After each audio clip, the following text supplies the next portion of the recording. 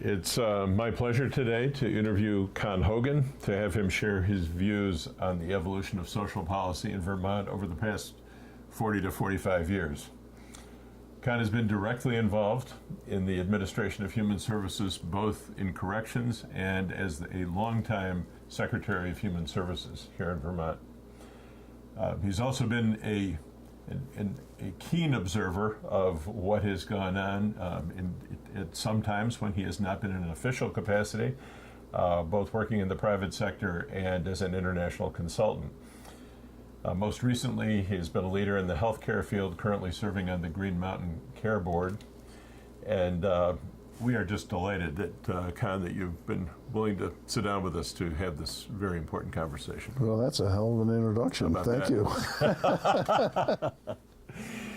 So, Con, you've been in Vermont for 45 years, yep. And over that time, you've played a variety of roles.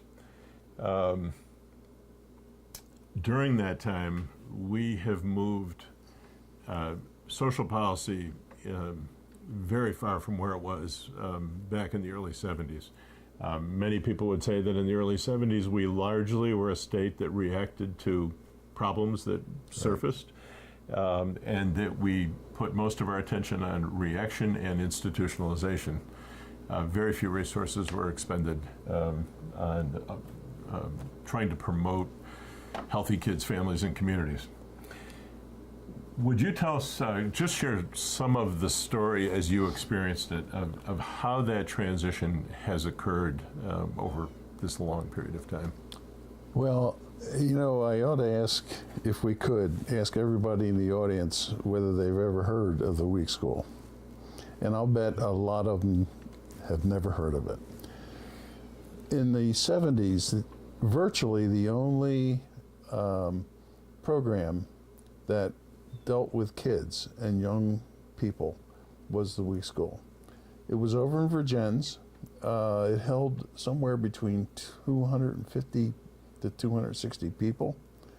You were there for two reasons. Either you committed a crime, and some of the crimes that the young people were there were very minor, or you were judged unruly and unmanageable by courts, and teachers actually had the capability of almost directly assigning an unruly kid in the classroom to the week school. It was the way that was done in this country, mm-hmm. And the week school was in fact a jail. It was run by the Department of Corrections, so.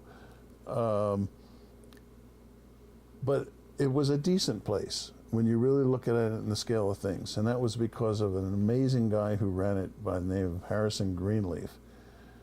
They had a brass band. They played sports among their various high school and local teams, but it was still a jail. And its problem, big problem, was that it separated kids from their communities, from their families, from all the possible positive things that could occur in a child's life.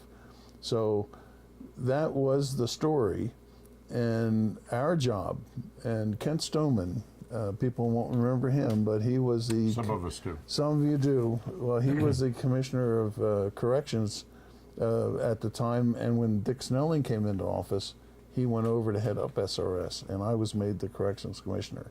So the two of us together decided we need to close this place, and we went to Governor Snelling, and to our amazement and wonder, he really supported it. He saw it for what it was. So a few years later, in 1976, the place was actually closed and replaced by a Job Corps center over in Virgins. That was quite a story. It is amazing.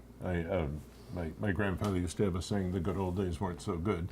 And when I first came to Vermont, I was a juvenile probation officer and experienced a lot of direct contact with the week school. And it was a great part of the overall story. And of course, it wasn't the only institution that Vermont supported at that time. It was the only one for Well, actually, it wasn't. There were certainly, the Department of Mental Health had a unit also at that same time Yep. for young people with mental health challenges. It was the first big phase in change. It was, people like to use the word deinstitutionalization. Well, that's what it was. It was getting out of using an institution as your primary response. That process then morphed into getting money that was used to run the place out into the community to start a variety of really solid first level programs in those communities. Places like Spectrum, places 204 Depot, the First Parent Child Center over in Addison County, and that as that began to grow, that money was being put much more into a community basis. So the week school was closed. There was a plan to shift resources elsewhere. Yep. How difficult was it politically to convince the administration and legislators to allow the transition of those dollars to other efforts? The administration was absolutely solid. They saw it, they knew what it had to happen, and they really left it to Kent and I to kind of orchestrate all of that. The legislature was another story. The Wee School was a very popular place in those days. So there was a lot of work that had to go into convincing really important legislators that it was about to happen. But when it did happen, everybody was behind it. People began to see the problems of the old and the possibilities of the new. So during the 1980s, on the heels of a lot of this deinstitutionalization activity, Vermont began to focus a lot on what the words prevention meant, that we ought to be trying to prevent difficult things from occurring rather than simply reacting to them. And I remember there was a guy, and I can't remember his name, who came to Vermont as sort of the guru, and he defined prevention as promoting, creating conditions that promote healthy children, families, and communities. And I know during the period of the 80s, and I believe you were in the private sector at that time, but there were a number of building blocks that helped set the stage for your next phase, which one of which called for the creation of a prevention plan, statewide prevention plan, created the council, the CFCPP, the Child and Family Council for Prevention Programs. I got it. And then the Children's Trust Fund was eventually created during the 80s. So there were a number of major shifts. Real foundation blocks. Yes. That became really important as time went on. And in this case, the legislature was a leader. It was almost like a three-way system of people from communities and organizations, the legislature and the administrations. Now, at each point it all came together, but it truly was the legislature that was leading that work in those days. And I remember in the Cunin administration there was a big push for a number of early childhood initiatives as well during that same period of time. So there was a coming together of both legislative and executive. And that's the neat thing about this when you look back on it. At every point of major change, everybody was on the same wavelength. You know, it is interesting when I reflect on these 40 years. Your role, your various roles, were absolutely either nonpartisan or bipartisan. I mean, you were involved with Republicans, you were involved with Democrats. Yeah. It was all about the best social policy for the state of Vermont and for the people of Vermont. I was fortunate to work for amazing governors right down the line. So that had a lot to do with it. Two other things I'll just mention in the 80s, one of which had to do with substance abuse, as you will remember from your corrections days. The schools. Huge substance abuse, huge resources were used to respond to particularly alcohol abuse at that time. But we weren't doing much in the 70s around prevention. But in the 80s, there was a substantial in the 80s, shift. there was a shift, and that was the first time, as far as I can tell, that the schools got deeply involved in it. That was a big deal. Yes. Because up to that point it was all up to the Department of Health or the Department of the Agency of Human Services. To get the schools involved in this kind of work was an important moment. There was one other thing I wanted to mention in the 80s before we move into another whole sphere, which relates to education. In the mid-80s, there was a lawsuit filed against the state called the Jane T. lawsuit, and basically it alleged that children in the custody of the state were not receiving proper special education services or proper mental health services. And that helped spawn a huge focus on a three-way convergence of effort to create what was known as Act 264, which really formed the basis for a lot of interagency work that then carried on into the 90s. Well, one of the outcomes from that was, over time, taking existing programs, mental health programs, for example, in schools, and then matching it with Medicaid money to really ramp up the what was going on at that time. I mean, that's one little example that suit had as you look back on it. Right, that's great.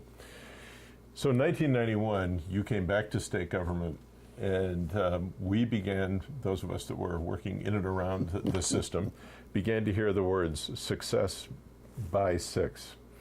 And I wonder if you just kind of tell the success by six story as you experienced it. Well, I had just finished 11 years in a solid business experience, running a company that in today's dollars would be $60 to $70 million. And I learned one of the big lessons is how you use balance sheets in business to shape where you want to go and how to get things done. So for example, a balance sheet is nothing more than a list of assets and liabilities with a set of indicators for each asset and liability. For example, cash, inventory, marketing plans, it goes on. And seeing how all that interacts really does allow you to shape a business as you move forward and think ahead. Well, when I came into government under Governor Snelling, his second round, in 1991, we were pretty well into a very nasty recession. And my job was to cut the budget, drop positions. I mean, every human services person's favorite task. We've all been through that, and I was looking for something that could balance that something that could allow something positive to happen.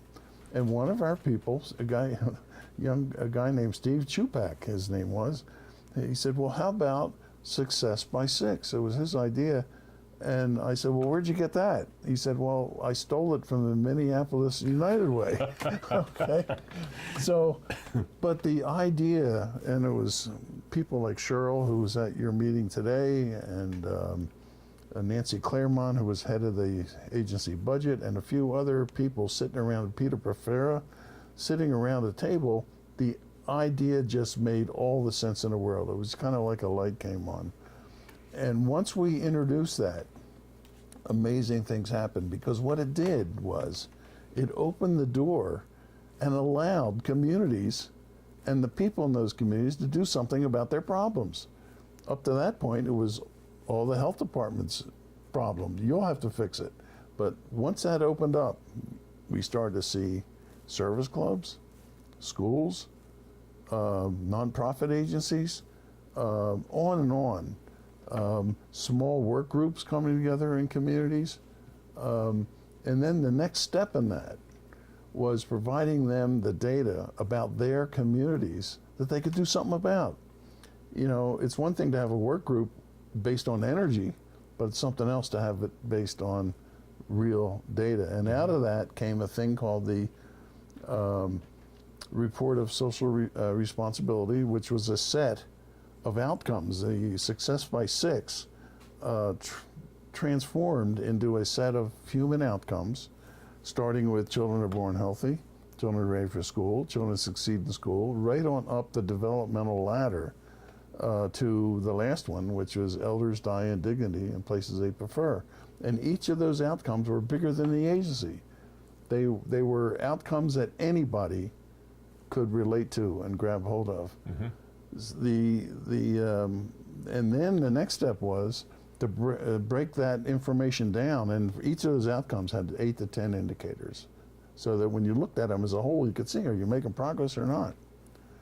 The next step then was to break that information down into individual communities. We had 64 sets of outcomes for the school districts. And the key on that was not just, they were by supervisory union, if I remember correctly. That's correct. So, which was interesting, because supervisory unions historically in Vermont were sort of loose structures. And really, for the first time, Human Services and Education agreed on a geographic sphere to report the data. And that was another piece of it. I mean, at that time, Vermont had an extraordinary Commissioner of Education, kind of Richard Mills.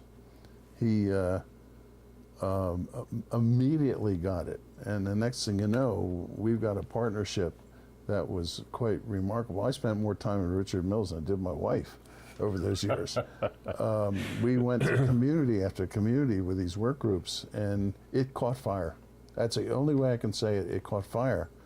And then the results of that work, because we were measuring it, people could see, and once there was a victory here, they'd move on to the next one, and they'd move on. And every community had different problems, so those community groups worked around those individual problems. So, do you want to talk about one example of a community that took those community profiles and ran with them? Well, I mean, there were a variety of communities, but the one that startled me, because I lived next door to it, is Barry. Barry, when we started this process, had child abuse rates that were double the county rates. Teen pregnancy rates were double the county rates, and the dropout rates were on the roof. So our routine was to look at a variety of communities and see what needed work and how we could help and how you get the right resources there. Actually published that information in the Times-Argus. In those days, the Times-Argus was a true force. A true force. Paper. And it started a series of arguments and discussion in the communities. The first reaction was this: I remember the select board being reported in the paper saying, well, it's the agency's fault. The agency has to fix this, the agency of Human Services. Well, then other people saw that that wasn't the case, and they saw that it was their problem. And next thing you know, you had community leaders and a variety of different people grabbing hold of those three areas, and remarkably, over I'd say a 5 to 6 year period, they had remarkable results.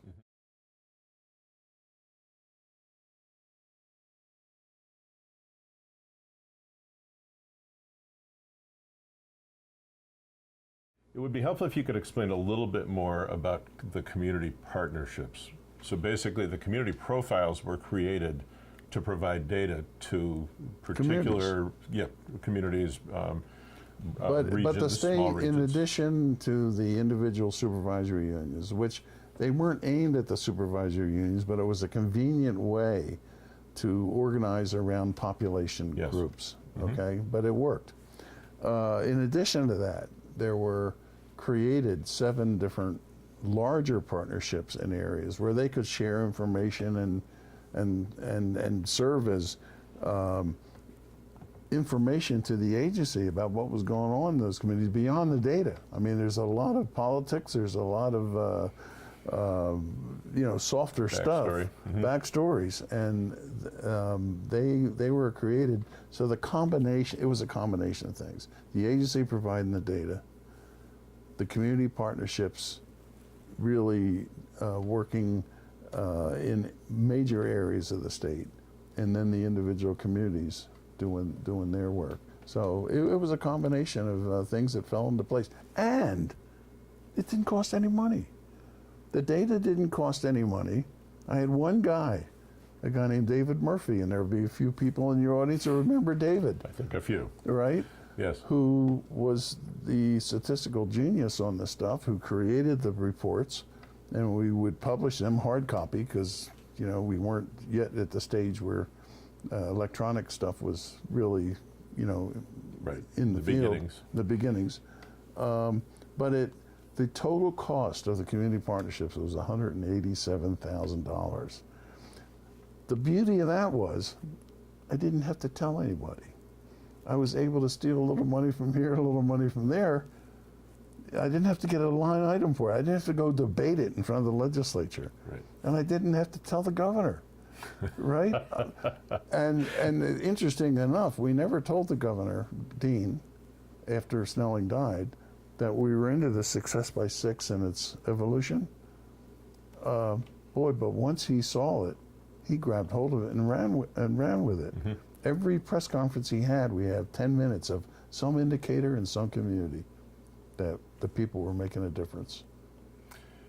And the thing that was remarkable from those of us that were working in and around this is that the community partnerships developed an energy that grew from the community, but also they were critical because they were a connecting point for state government. So it wasn't state government carrying out its agenda on a community, it was the other way around, which was a pretty dramatic part of, I think, the shift from a system that intervenes with people in sort of a top-down way to the point of creating conditions, because really only communities can create the conditions. That's where the problems are. For health. Those are the folks who can deal with it. You know, our job was to set up systems where they could deal with it. Just one last, before we shift gears, one last word, if you would, on education. Because the community partnerships, as I remember them, had citizens, they had family members, they had all the key leaders in human services, and they all had important local education leaders who really got it and ensured that there was a strong connection between the efforts of schools and human services. Yep. You know, I'm sure I'm making it sound like it was better than it really was, but it was. It was an amazing time. It was about 11 years worth of real progress in the overall social situation of particularly kids. Mm-hmm. We made real progress in those years. Can you share some of those outcomes with us? We'll put up a couple of I pulled a couple of overheads. 2 slides that I hope people believe them. It's that simple. I have one that says up to 50% improvement. Okay. Child abuse, neglect, and substantiated child abuse down 32%. That's a big deal. And then it works its way up the categories. Teen smoking down 32%. These are over a 10-year period. These came directly out of the social indicator reports. Child abuse and neglect under 5, which was an issue at one point. 37% improvement. Teen birth rate. Now think about this. Teen births had been steady for 20 years in Vermont. Teen birth rate down 40%. Statewide. Young teen pregnancy rate down 43%. That's huge. Do you realize the money you're not spending when that happens? Mm-hmm. Right? And the homicide rate dropped 48%. Now, you can't connect all this stuff to Success by 6, but it's an environment that you're creating. And if you're in that environment, things happen.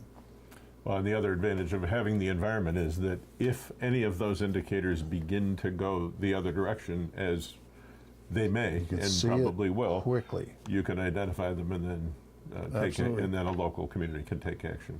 Now, the other slide that I have is change greater than 50%. Knowing who the father was that improved by 58%. Again, think about the consequences of that. And we went to the hospitals because that's the one moment in a child's life where everybody's there, including the father. That was a big deal.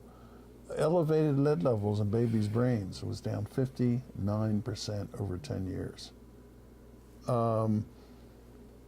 Institutionalization for mental health. We took the state hospital from 200 or so, maybe 180, down to 38, down 63% on the work. And the last one I'll mention is families receiving new baby visits. At that point, up to that point, it had been only the responsibility of the health department to run baby visits. We expanded that to every department, and SRS, all of them, and it was a 223% improvement. And it's Dramatic. those baby visits where the relationships for families were made, where you could say, here's a window that's, prior to whatever the year was, that's got lead in it, and it's now turned to dust. And your kid's getting that. I used to go on those visits, and they were phenomenal. Yeah, they're amazing. So what happened during that decade is that the communities of Vermont were mobilized to continue this work toward a preventive, active prevention to change the outcomes for the state. And some communities never got into it. That's just a fact. Some were there's a slower. bell curve. That's right. Of communities That's that right. did. But many did. and many have continued on into the, On their own. future. Others have let their focus go a little bit. So I'm just going to ask you for your sort of honest sense of whenever a public official such as yourself moves on and does something different, you have to be willing to let go and say, it's somebody else's turn, and it's not, the decisions that are made next will be what they are. But because we're trying to take a 40-year retrospective on this whole movement, I'm just interested in whether, as you observed the system from a bit of a distance, any observations on what has happened since that? Well, it was a difficult time. The next administration eliminated this social indicator report, and by definition, they eliminated the child profiles for each community.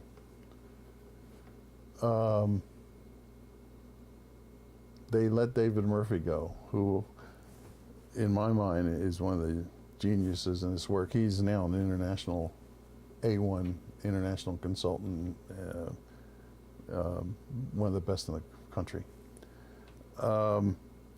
There were 5 secretaries of human services in 8 years. With that kind of churn and change, you can't have a vision. Somebody will come in with some good ideas, but a year and a half later, they're gone. Somebody else comes in. It dissipates, and it dissipated badly. There were some communities out there that kept it going, but they didn't have the data to work with. And you can have community groups based on energy that last a while, but they can't sustain it. They just can't with that. The data is so important. So we went through a period, because at the same time I ended up working around the world. Because this data stuff, Murphy and I wrote a book on it. It got out there, all word of mouth, worked in 7 different countries. Every one of those countries has an enlightened view about 2 things: healthcare, universal healthcare for everybody, and what they do with their children. And other people can speak about what they do specifically. This isn't the time to do it. But when you see the contrast between what was going on there and the steps I felt, and again, I was deeply involved in what we had done, and so it was a tough step back. There's been I know we promised you this wouldn't be an interview about healthcare, but I can't, because healthcare is such a huge piece of this puzzle. It's been a major theme in Vermont for the past at least 30 years, if not longer. Progress in healthcare coverage for children and families was critical to achieving many of the gains that have been achieved. You couldn't have done it without it. Exactly. And what I'd be interested to know is your perspective on how that journey has gone, how it came to be that we became the state that had perhaps the highest percentage of children covered. I think that Vermont truly has a distinguished history in this. We're one of the top or next to the top states in terms of universal coverage. We've been willing to pay the bill, and it's a stiff bill. Madeline Kunin was a really key player in that when she created Dr. Dinosaur. Our contribution, and everybody made contributions along the line, was to Medicaidize it, which really allowed it to... Say that again. Bad word, Medicaid, to add Medicaid dollars to it, and that really allowed a pretty significant expansion. I mean, we're at the 98% universal care right now. What we haven't dealt with yet is simplifying the system so that the costs can be at least steadied. But I'm proud of what Vermont's done on this, and every governor and every legislature has had a role in this. As you look back on 40 years, we're interested in your perspective on the key lessons that you'd like to leave with this group of people that's assembled here. What have you learned, and what would you hope we would have learned from observing this journey? One of the things I think I have learned is that scale is so important, that other states aren't going to be able to do what we've done. And that's sad, but it's a fact. We are small enough that whether we're opposite parties or whatever, we still can communicate. We're not in the crazed period that the federal world is in. We can still communicate with each other, and scale has a lot to do with that, because in Vermont, we are so much more personal in our work. And we also have a very interesting structure that works on our behalf. We don't have county government. It's direct state to local. It's much cleaner. That's the areas going forward, because one of the main areas of focus of bringing all these people together is both looking back and celebrating that we're one of the best places for children in the United States. But as we look forward, there's no guarantees that we'll maintain that kind of a place in the world of comparisons. What do you think are the biggest sort of public policy concerns when you think preventively going forward? Vermont has got to get a handle, and this doesn't sound like a person interested in social policy, but on its economy. That if we let the economy get out of whack, we won't be able to do any of these things. We have got to continue to strive to do the very best we can with that. And I think the gubernatorial candidates at this stage of the game see that. To me, it is the foundation for everything else. And I know that you also serve on the board of the Permanent Fund at the moment, and I know that they have had a lot of interest in early childhood issues that I know are near and dear to your heart. I don't know if you want to talk about those. I would, because it's a very special group. It's led by a businessman, first of all, and boy, that's what you want. We have a pretty bold. It started out as a 10-year view. We literally go out of business in 10 years, but we're down to 8 years now, and time's ticking. Time's ticking, and our goal, our primary goal, and we do a lot of work on a lot of things, but our primary goal is to change the overall economics of child care. That we want more of it.